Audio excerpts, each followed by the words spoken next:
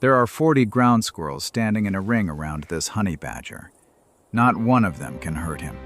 Not one of them owns a weapon of any kind. Their teeth are built for seeds, and their claws are built for sand. He weighs 26 pounds, and he killed a puff adder 11 days ago. The ring is 15 feet across, and nobody steps inside it. They have been standing like that for 19 minutes. Nobody is screaming. Nobody is running. 40 of them are simply standing on their back feet, facing him, doing nothing. In 19 minutes, he has not caught a single thing. Have you ever seen 40 animals that cannot hurt anything at all beat the animal that fears nothing? Stay with this one. The way they do it has nothing to do with fighting, and by 4 in the afternoon, it goes wrong for every one of them. This is what it looks like. He drops his head and starts to dig. Sand comes back between his hind legs in a steady arc. The nearest squirrel rises onto its back feet. It makes a sound like a wet whistle, twice. Within 4 seconds, there are 11 of them standing. Within 9 seconds, every squirrel inside 100 feet is upright and facing him. The burrow he is digging into is already empty. It emptied 9 seconds ago. He will do that again at 9:30. He will do it again at 11, and twice after noon. 6 times today, he will move several 100 pounds of sand into daylight and find a tunnel that somebody walked out of before he touched it. And every single time, the animals that emptied it will be standing above his head in plain sight, watching him work. His name here is Bako. He is a male honey badger in his 6th year, which is old for one. There is a white scar across his muzzle where the skin never grew hair back. He is built like something designed by an engineer who was told the animal must never be stopped. Loose, thick skin he can turn around inside. Claws 1.5 inches long on the front feet. A skull with no weak seam anywhere along the top of it. Jaw muscles that run all the way back over that skull and anchor behind the ears. A bite that goes through tortoiseshell without hurrying. He eats about 2 pounds of meat a day, and there is no version of a day where he skips it. He is not fast. Over open ground, almost everything here outruns him. He does not climb well, and he cannot jump. What he does instead is arrive, and keep arriving, long after the point where arriving stops making sense. A complete absence of reverse gear is the whole animal. What he is built for is the ground. He can move more sand in a minute than a man with a shovel. He can open a burrow that took a colony 2 years to dig and be inside it in under 3 minutes. That is his method, and it is a good one. It works on everything that lives underground and thinks that underground is safe. He covers about 12 miles in a working day, and almost none of it in a straight line. He zigzags across the ground with his nose 4 inches off the sand, and the route makes no sense from above. It makes sense from below. He is following the smell of things that are breathing under a crust of earth, and when the smell gets strong enough, the crust stops existing. There is no decision in it. There is no moment where he chooses to dig. Almost everything that lives underground thinks that underground is safe. The Cape ground squirrels do not. A Cape ground squirrel weighs about 1.5 pounds. It is sand-colored with a white stripe down each side and a tail like a flattened brush. It eats seeds, bulbs, roots, and whatever insects walk into it. It has no venom, no speed worth the word, and no teeth that matter. And it lives on open ground with nothing between it and the sky. In summer, the sand here goes past 60 degrees, and it holds that tail up over its own back like a parasol, because there is no shade on this acre, and there never has been. It is a small, slow, soft animal living in the most exposed place available. By every measure that matters, it should not be here at all. There is one rule in this colony, and every squirrel in it obeys the rule. Never be further than 4 meters from a hole.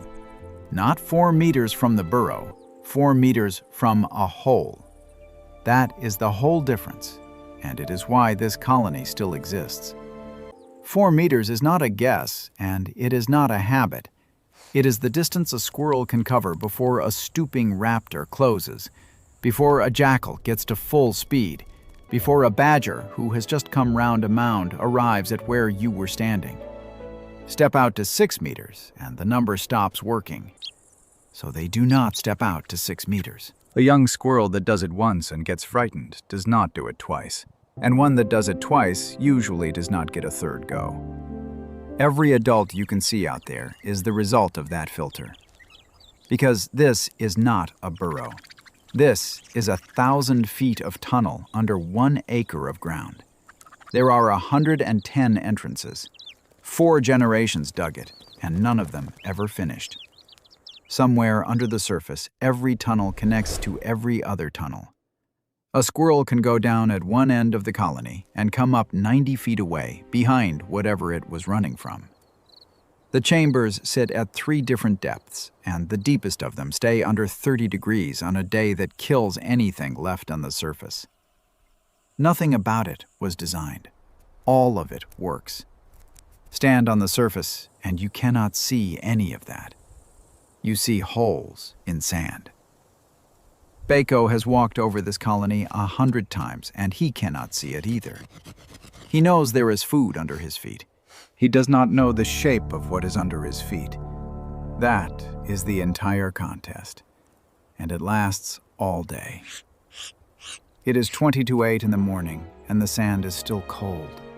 The colony has been up for 40 minutes. 60 animals are out feeding in a loose scatter, each one inside its 4 meters. 2 adults are sitting upright on the highest mound, doing nothing at all except looking. They have been doing that since first light, and they will do it until dark, in shifts. Bako comes in from the east at a trot with his nose down. He is not stalking. Honey badgers do not stalk. He crosses 200 feet of open ground in full view of everything. The first whistle goes up when he is still 130 feet out. What happens next takes 9 seconds, and it happens the same way every time. The sentries call. Every squirrel on the ground stops and stands. Every squirrel confirms where its nearest hole is. Nothing runs. That is the part that looks wrong. 40 animals with no weapons watch a predator walk into the middle of them, and none of them leaves. They do not run because running is not the point. The holes are already close enough that running is unnecessary. What they do instead is stand where he can see them. The squirrels are not making themselves dangerous. They are making him useless. He reaches the first mound and starts to dig. Sand comes out in a hard rhythm and disappears behind him. The ring stands and watches him do it. Nobody panics. Nobody screams. The whistling has already stopped. It is the calmest thing you will ever see 40 prey animals do. 9 minutes later, he backs out of a hole that goes down 4 feet and turns twice. There is nothing in it. There was nothing in it before he started. 2 squirrels came out of it at a walk while he was still 40 feet away and went down a different hole without hurrying. He is covered to the shoulders in wet sand, and he has burned 9 minutes of daylight. He moves 30 feet and starts on a second entrance. The ring moves with him. It does not tighten, and it does not scatter. It simply relocates. The squirrels that were behind him are now in front of him, and the ones in front are behind. Every single one of them is inside 4 meters of a hole the whole time. Watch any one animal in that ring for a minute, and it looks like it is doing nothing. Watch all 40, and you are looking at a machine. 14 minutes on the second hole, empty. Underneath him, 6 squirrels are sitting in a side chamber 11 feet away, doing nothing, waiting. They can hear him. He cannot hear them. Here is the arithmetic that decides this day. He has to be right once. They have to be 9 seconds early every time, all day. 9 seconds is nothing. 9 seconds is 1 whistle and a short walk. So they are always early, and he is never right. There is no skill in it, and no bravery in it. There is only the fact that 110 holes make 9 seconds cheap, and one badger makes 9 seconds expensive. And the standing is not fear. An upright squirrel in full view of a predator is doing one thing only. It is saying, "You are seen." And the message is not for the colony. The colony already knows. The message is for him, and it is the only sentence these animals are capable of forming. A predator that has been announced is a predator that has already failed. And on some level, he understands that, because he keeps stopping to look at them. He has never once charged the ring. There is nothing in the ring to charge. Understand what that costs him, because it is not about this colony. A honey badger does not hunt across a landscape. He opens it. He walks until something smells like it is alive under the sand, and then he removes the sand. Everything he catches because it did not know he was coming. Surprise is not part of his method. Surprise is his method. There is nothing else in it. He has no ambush, no chase worth the name, no patience. Take surprise away, and what is left is a strong animal digging holes in an empty field. That is exactly what 40 upright squirrels have done. They have not made themselves harder to kill. They have made it impossible for him to arrive unannounced anywhere on this acre. The colony has switched his method off without touching him. 110 entrances is the other half of it. Every hole he opens has 4 other holes attached to it that he cannot see. He is not digging into a room. He is digging into a road. Whatever was there, left through a door he does not know exists. To beat this colony, he would have to close 110 holes at once, and he has 4 feet and no help. A pack could do it. 2 jackals working opposite ends of a burrow do exactly this, and it works. But honey badgers do not work in pairs, and this one has never cooperated with anything in his life. The trait that makes him unstoppable everywhere else is the trait that makes him useless here. 4 generations built that road system, and none of them built it for him. They built it for jackals, for cobras, for eagles, for the last badger and the one before that. Nobody in this colony has any idea what it was for. They dig because the ground behind them is always too shallow, and 60 years of that turns into a machine that beats an animal nothing else here can beat. By 9:30, he has opened 4 entrances. By 11, he has opened 5. At 12:30, he starts a 6th, and this one takes him 14 minutes because the sand is packed hard. 6 holes. 6 empty holes. 1 scorpion, eaten standing up, worth almost nothing. He has moved something close to his own body weight in sand every hour since dawn, in full sun, for a scorpion. He is not being outfought. He is being outbuilt. But this is not free for them either, and this is where the day turns. While 40 squirrels stand upright watching a badger, not one of them is eating. The seed heads they were working through at 8 o'clock are still there at noon. The pups have not been fed since first light. Every minute he stays is a minute the whole colony spends doing nothing but looking at him. A squirrel underground is a squirrel that is not eating. Count the morning from their side. 70 minutes of collective feeding time gone. In a place where the seeds are already thin and the rains are 2 months late, 70 minutes is not nothing. They have won every single exchange, and the colony is worse off than it was at dawn. So this is not a defense. It is a trade, and both sides are paying. He pays in daylight. They pay in food. Neither side can stop paying without losing something worse. He cannot walk away from a smell of food. That is not a decision either. They cannot ignore something that size on their own ground. because the one time they ignore it correctly is indistinguishable from the one time they ignore it fatally. They are not trying to exhaust him. They are trying to be unbearable. At 1:20, he stops in the middle of the colony with sand on his face and does nothing for about 40 seconds. Then he turns east and walks out. No signal, no last attempt, no look back. The ring does not celebrate because a ring cannot celebrate. It dissolves. Within 90 seconds, the sentries drop to all fours and every animal is back on the seed heads. The colony has beaten a honey badger, and none of the 40 animals involved knows that anything happened. And here is what none of them know, including him. There has been a second predator inside this colony for 11 days. A Cape cobra came down the fourth entrance from the north on a hot afternoon and did not come back out. She is 6 feet long, the color of old honey, and she is heavy with eggs. A gravid cobra does not want to travel.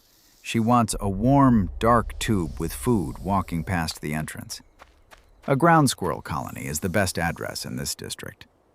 She does not chase anything. She does not need to. She lies along the floor of a tunnel with her head at a junction, and she waits for the traffic. Everything in this colony has to pass a junction eventually. A strike in a tunnel is over before the sound reaches the surface, and nothing above ground hears it happen. 11 days. She has taken pups out of 2 different chambers. She has not moved more than 20 feet in that time, and nothing the colony does works on her. Standing upright does not work on a snake in a tunnel. Whistling does not work. Being seen does not work. The entire defensive system of this colony is built for something that comes from above, in daylight, with eyes. She is none of those things. What they do instead is seal. They pack sand into the tunnel on both sides of the chamber she is using, and they abandon that whole section. 9 chambers and about 140 feet of tunnel walled off. 5 families now live in the wrong part of the colony, on top of each other. That costs them 140 squirrel minutes a day in rerouting alone. It has cost them 2 pups. And there is no version of the future where they get that section back, because there is no move in their repertoire that removes a cobra. The colony is not going to win this one. It is going to shrink around it. In 6 weeks, she will lay, and then there will be 12 more of her in the same tunnels. That is the thing that ends colonies here, not badgers. At 2 o'clock, Bako comes back. He does not come back for revenge. He has no idea he lost anything, and he has never had a plan in his life. He comes back because on his way east he found nothing, and because the ground at the north end of this colony was softer than anywhere else he walked today. He remembers soft ground the way other animals remember faces. The ring reassembles. Whistles, sentries, 40 animals upright, all of it, for the 7th time today. He walks straight to the 4th entrance from the north and starts to dig. He is digging into the sealed section. The squirrels packed that sand 11 days ago, and packed sand is exactly what he is best at. He is through the plug in under 2 minutes. The ring above him goes quiet for the first time all day. Not because they understand what he is about to open, because he has gone below the surface and there is nothing left to look at. What is behind the plug is 6 feet of cobra in a space the width of his shoulders. He does not back out. He does not have the equipment to back out. The first strike hits him on the side of the muzzle before he is fully into the chamber. The fight goes 9 minutes, most of it underground, most of it invisible. He comes out twice and goes back in twice. She bites him 3 times, and every bite lands. On anything else here, one of those bites is a finished animal in 20 minutes. On him, it is a bad afternoon. He has the thick, loose hide and the blood chemistry to survive it, and it still hurts him. He will lie flat for 2 hours afterwards, and he will not be right until tomorrow. Surviving venom is not the same as not being poisoned. He kills her the way he kills everything, by not stopping. He drags her out into the sun by the head with her body still moving.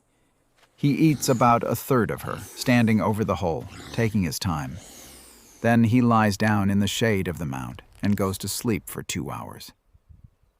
And this is the part nobody would believe if it were not so ordinary. 40 squirrels stand in a ring around a sleeping honey badger and whistle at him.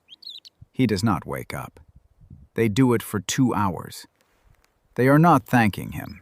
They are not capable of thanking him. They are doing the same thing they did at 8 in the morning to an animal that has just handed them back a fifth of their colony.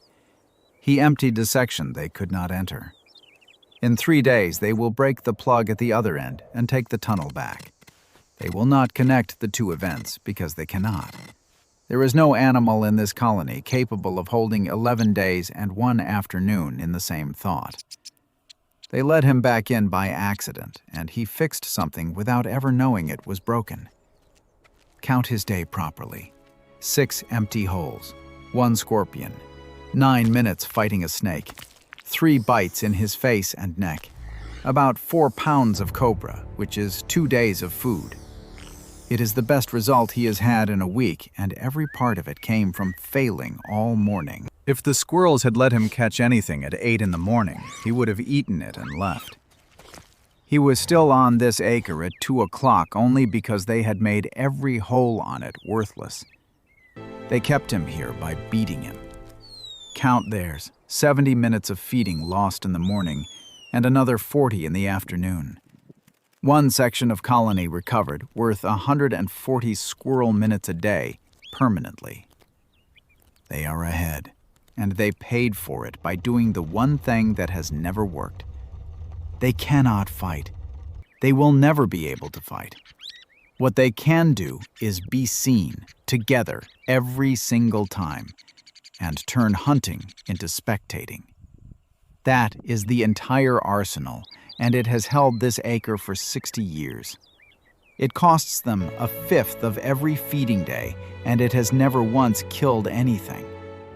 It is the least impressive defense on this landscape, and there is nothing here with a better record. He wakes at 4:30, stands, shakes the sand out of his coat, and walks north without looking at anything.